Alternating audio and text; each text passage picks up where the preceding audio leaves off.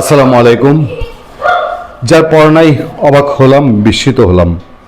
আজ সেই ঐতিহাসিক 7ই নভেম্বর রাতের বেলায় কথা বলছি। সারাদিন অপেক্ষায় ছিলাম এবং ওই যে টেস্ট কেস দেখার জন্য এই 7ই নভেম্বর ডক্টর মোহাম্মদ ইউনূস, এই বাংলাদেশের ইতিহাসকালের সবচেয়ে কালো অধ্যায়ের নায়ক, তার সময়ে যেভাবে টুটি চেপে ধরা হয়েছে বাংলাদেশ সৃষ্টির সেই ঐতিহাসিক বক্তৃতা, যে বক্তৃতা সারা পৃথিবীর মানুষ শ্রদ্ধা করে, সম্মান করে, সারা পৃথিবী তাকে মর্যাদা দিয়েছে। সেই ঐতিহাসিক 7ই মার্চ সারা পৃথিবীর ইতিহাসে যে কয়টি বক্তৃতা মনে আছে, মানুষ নবীজি হজরত মোহাম্মদ সাল্লাল্লাহু আলাইহি সাল্লামের বিদায়ী হজের ভাষণের পরে, তার সঙ্গে তার কিছু তুলনা হয় না। তারপর সেই মার্টিন লুথার কিংয়ের বক্তৃতা, বঙ্গবন্ধু শেখ মুজিবুর রহমানের বক্তৃতা, এই দুই বক্তৃতায় সারা পৃথিবীতে ঘুরে ফিরে আসে। সেই বক্তৃতাকে ঘিরে বাংলাদেশ কি শ্রদ্ধা জানায়।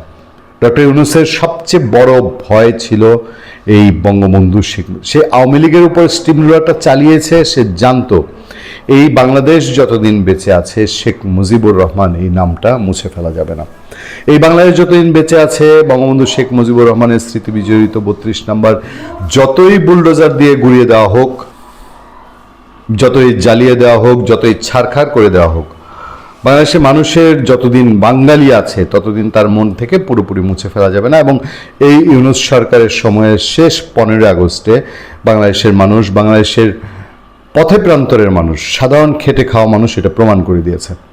এই 32 নম্বরে একজন রিক্সা চালক গিয়েছেন, একজন সাধারণ নারী গিয়েছেন, তাকে ধরে নিয়ে জেলে ভরে ফেলা হয়েছে। একটা সাধারণ স্কুলের শিক্ষার্থী, ক্লাস 9-এর একটা ছেলে গেছে শ্রদ্ধা জানিতে, তাকেও পুলিশ পর্যন্ত নেওয়া হয়েছে। তারপরে বাপের মায়ের মুসলেকা ধরে তাকে মুক্তি দেওয়া হয়েছে। সেই ছেলে শুধুমাত্র বঙ্গবন্ধুর বাড়ির ইটটা তার সংরক্ষণে রাখতে চেয়েছিল। আমি এই বিএনপি সরকার, তারেক রহমান সরকারের সময় অপেক্ষায় ছিলাম যে আওয়ামী লীগকে রাজনৈতিকভাবে মোকাবেলা করবে। আওয়ামী লীগ তার ব্যাড কালচার প্র্যাকটিস করেছে, বিএনপি ব্যাড কালচার প্রস্তুত করে, তাদের ব্যাড কালচারের প্রতিযোগিতা, সেটা ভিন্ন। কিন্তু শেখ মুজিবুর রহমানের ক্ষেত্রে কি হয়? এই বিএনপি তো আরও বেশ কয়েকবার ক্ষমতায় ছিল, 2 টার্মে 10 বছর ক্ষমতায় ছিল। বিএনপি কখনোই ধানমন্ডি 32, কখনোই বঙ্গবন্ধু শেখ মুজিবুর রহমান, কখনোই 7ই মার্চ, কখনোই 15 আগস্টের উপরে আঘাত করেনি। তাহলে কি এবার সংক্রমণ হয়েছে? এবার সেই ইউনূস সরকারের সেই রাহুগ্রাস 32 ইউনূসকে দেখিয়ে দিয়ে গেছে যে এই বাংলাদেশে যদি আওয়ামী লীগকে ভ্যানিশ করতে হয় তাহলে শেখ মুজিবুর রহমান, তার কীর্তি, তাকে ভ্যানিশের চেষ্টা করতে হবে।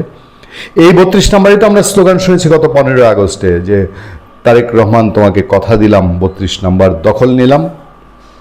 আজকে যেই ঘটনা ঘটে গেছে, এই ঘটনায় কি আমাদের মেনে নিতে হবে যে ইউনূস সরকার যেই পথ দেখিয়ে গেছে বিএনপি সরকারের সময় সেই পথেই চলতে থাকবে এবং আমরা এই ক্ষোভ, বিদ্বেষ, আক্রোশের রাজনীতি দেখব? আমরা তো জানি যে 32 নম্বর কাদের বেশি অ্যালার্জি, 32 নম্বর কাদের জন্য ভয়ঙ্কর, কাদের জন্য 32 নম্বর বুক কাঁপানো শব্দ, 32 নম্বরের সেই নীরবতা, সেই শুনশান নীরবতা, ভাঙা বাড়ি পোড়া বাড়ির সেই নীরবতা কাদের কলিজায় কাঁপন ধরায়। আমরা তো জানি সেটার জন্য ইনকিলাব মঞ্চ, যুদ্ধাপরাধী, স্বাধীনতা বিরোধী, রাজাকার, আলবদর, এই শ্রেণী এবং যেই মেটিকুলাস ডিজাইনে যেই স্বাধীনতা বিরোধী শক্তি 19 মাস দেশে রাজত্ব করেছে, তাদের জন্য 32 নম্বর আতঙ্কের। বিএনপি তো এর আগের 10 বছর কখনো এই অ্যাটিটিউড করে নাই, কখনো বিএনপির সময়ে 32 নিয়ে কোনো আক্রোশ প্রকাশ করতে দেখা যায়নি। তাহলে এখন সেই স্লোগান যারা দিয়েছে, তারেক রহমান কথা দিলাম 32 নম্বর দখলে নিলাম, তাদের ভেতরে কি সেই ইনকিলাব মঞ্চ, সেই তৌহিদি জনতা, সেই স্বাধীনতা বিরোধী শক্তি তারা সংক্রমিত হয়েছে? খবরটা দেখছিলাম এবং আমি বিস্ময়ের পর বিস্মিত হচ্ছিলাম যে আজকের দিনে এসেও আবার একই খবর। ইউনূস আমলের মতন, ইউনূসকে আমরা যেই দিয়ে সমালোচনা করেছি, ইউনূসকে আমরা যা দিয়ে অভিযুক্ত করি, ইউনূসকে আমরা এখনও অভিযুক্ত করি 32 নম্বর ভাঙার জন্য, ইউনূসকে দায় নিয়ে একদিন কাঠগড়ায় দাঁড়াতে হবেই, মরণোত্তর হলেও তাকে দাঁড়াতে হবে। আজকে সেই খবর আবার পড়তে হচ্ছে। 32 নম্বর, ধানমন্ডি 32 নম্বর এমন ধরনের নিরাপত্তা দিয়ে রাখে, এমন ধরনের আওয়ামী লীগ সময়ে সেই 32 নম্বরে সামনের রাস্তা দিয়ে জনমানুষ চলাচল করতে দেওয়া হতো না। আমরা ধিক্কার জানিয়েছি, আমরা নিন্দা জানিয়েছি। একটা রাস্তা কেন একটা জাদুঘরের জন্য বন্ধ রাখতে হবে? সেই সময় তো গেলেই বুলডোজার দিয়ে চাইলেই কেউ এটা ঘুরিয়ে দিতে পারতো না। এখন আবার আওয়ামী লীগ নাই, 32 নম্বর গুড়িয়ে দেওয়া হয়েছে, জ্বালিয়ে ভেঙে পুরো চৌচির করে দেওয়া হয়েছে। এখন সেই বিশেষ বিশেষ দিবসে 15 আগস্টে 7ই মার্চে 32 নম্বরের সামনে দিয়ে আমার সাধারণ মানুষ চলাচল করতে পারে না। পুলিশের ব্যাপক নিরাপত্তা বেষ্টনী থাকে। আপনি দুটা গালি দিতে চান, 32 নম্বরে একটা ইট ভাঙতে চান, ইট নিয়ে আসতে চান, আপনি 32 নম্বরে আবার গিয়ে দেওয়ার সলাই দিয়ে আগুন জ্বালিয়ে দিতে চান, আপনি 32 নম্বর আপনার জন্য উন্মুক্ত, আপনি যেতে পারবেন। আর 32 নম্বরে ফুল দিতে চাইলেই, শ্রদ্ধা জানাতে চাইলেই, একজন মৃত মানুষের প্রতি আপনার শ্রদ্ধা জানাতে চাইলে, তার জন্য দোয়া করতে গেলে 32 নম্বরে আপনার ঢুকতে দেবেন। আমরা সোশ্যাল মিডিয়ায় দেখছি যে সোশ্যাল মিডিয়া বা ব্লগার সাংবাদিক যারা, তারা 32-এ ঢোকার চেষ্টা করেছে, তাদেরকে পর্যন্ত ঢুকতে দেয়নি। আবার ওই যে বললাম, আপনি যদি এখন ঘোষণা দেন আমি 32 নম্বরে গিয়ে দুইটা থুতু দিয়ে আসবো, 32 নম্বরে গিয়ে আমি শিশি করে আসবো, 32 নম্বরে গিয়ে আমি দুইটা ইট নিয়ে আসবো, আপনার জন্য 32 নম্বর উন্মুক্ত, এরকম একটা পরিবেশ। আমি আজকে খুব বড় গলায় বলতে চাই, বাংলাদেশের বর্তমান প্রধানমন্ত্রী, মাননীয় প্রধানমন্ত্রী বিনয়ের সাথে বলতে চাই, আপনার মাকে যেদিন অবরুদ্ধ করা হয়েছে গুলশানে, এই আমরাই তখন এটিএন নিউজে থাকতে, আওয়ামী লীগ সরকারের চোখের উপর দিয়ে এটিএন নিউজের মতো চ্যানেলে আমরাই একমাত্র সারা জাতিকে জানিয়েছিলাম কি ধরনের নোংরা নকশা করে সেইখানে ট্রাকগুলোকে জোর করে এনে তাকে অবরুদ্ধ করা হয়েছে। আমরা যদি আপনার মায়ের, বেগম খালেদা জিয়ার অবরুদ্ধের বিরুদ্ধে আমাদের কণ্ঠ সোচ্চার রাখতে পারি, আমরা কেন এই স্বাধীন বাংলাদেশের স্থপতি বঙ্গবন্ধু শেখ মুজিবুর রহমানের তার বসবাসকারী, তার ভিটার অবরুদ্ধ করে রাখার বিরুদ্ধে আমাদের কণ্ঠ সোচ্চার রাখতে পারবো না? বেগম খালেদা জিয়াকে তার বাড়ি থেকে উচ্ছেদ করা হয়েছে, সেইটার যখন আমরা নিন্দা জানাই, আমরা সবসময় সেটা নিয়ে কথা বলি, আমরা কেন বাংলাদেশের স্থপতিকে, একজন বাংলার ইতিহাসের একজন অমর পুরুষ, তাকে অবমাননার কথা বলতে পারবো না? আজকে এই খবর বাংলাদেশের যে কোনো মানুষের নিশ্চয়ই ভাবাবে যে এই বাংলাদেশের রাজনীতি আসলে তাহলে কোন দিকে যাচ্ছে। 5 আগস্টের পরে যে রাজনীতি শুরু হয়েছে, এই রাজনীতি ধারাবাহিকতাই চলতে থাকবে। ধানমন্ডি 32 নম্বরে ফুল দিতে গিয়ে 4 জন গ্রেফতার, সন্ত্রাস বিরোধী আইনে মামলা। আবার সেই সন্ত্রাস বিরোধী আইন, যেই সন্ত্রাস বিরোধী আইন নিয়ে এত সমালোচনা, এত ধিক্কার, তাহলে এই বিএনপির সময়ে তারেক রহমানের নেতৃত্ব, নতুন নেতৃত্ব, তারেক রহমান প্রথমবার প্রধানমন্ত্রী, তার সময় সেই সন্ত্রাস বিরোধী আইনের ব্যবহার শুরু হয়ে গেল। আমাদের সেটা দেখতে হবে, এই সন্ত্রাস বিরোধী আইন নিয়ে বিএনপি কত সমালোচনা করেছে, কত বিএনপির নিরপরাধ মানুষ, কত নিরপরাধ মানুষ জেল খেটেছে এই সন্ত্রাস বিরোধী আইনে।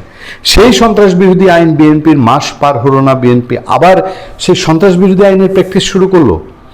ঐতিহাসিক 7 মার্চ ফুল নিয়ে রাজধানীর ধানমন্ডির 32 নম্বরে যাওয়ার পথে 4 জনকে গ্রেফতার করেছে পুলিশ।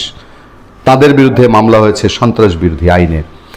শনিবার সকাল 6:30টার দিকে বঙ্গবন্ধুর বাসভবনের কাছে স্কয়ার হাসপাতালের বিপরীতের সড়ক থেকে তাদের আটক করা হয় বলে পুলিশ জানিয়েছে। সে পর্যন্ত যাইতে পারে নাই, স্কয়ার হাসপাতালের সামনে থেকে তাদেরকে আটক করে ফেলছে, মাত্র ফুল নিয়ে যাচ্ছিল।